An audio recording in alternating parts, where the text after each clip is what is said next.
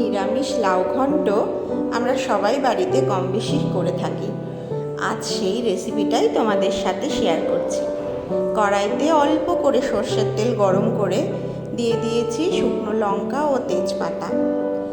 তেল গরম হয়ে গেছে, ফোড়নের একটা শুকনো লঙ্কার গন্ধ বেরিয়েছে। সেই সময় দিয়ে দেব 1 চা চামচ জিরে। জিরেটাও যখন একটু ফুটে উঠবে তখন আমি এর মধ্যে একটু মুগ ডাল ভেজে নেব। মুগ ডাল দিয়েও করা যায়, বড়ি দিয়েও করা যায়। আমি কোনো মশলা ব্যবহার করব না, জাস্ট ফোড়নেই একটা অসাধারণ ঘন্ট তৈরি হয়ে যাবে।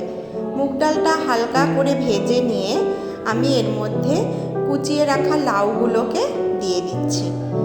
লাউয়ের একটা নিজস্ব জল বেরোয়, সেই কারণে গ্যাসের ফ্লেমটাকে একটু কমিয়ে দিতে হবে।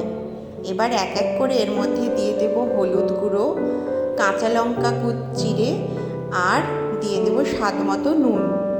দিয়ে আমি ভালো করে লাউগুলোকে নেড়ে চেড়ে নিয়ে সম্পূর্ণ লাউয়ের মধ্যে নুন হলুদ মিশে যাবে এরম করে ঢাকা দিয়ে বারবার করে নাড়াচাড়া করে নেব। দেখো লাউয়ের জল বেরিয়ে লাউ কিন্তু সেদ্ধ হয়ে গেছে।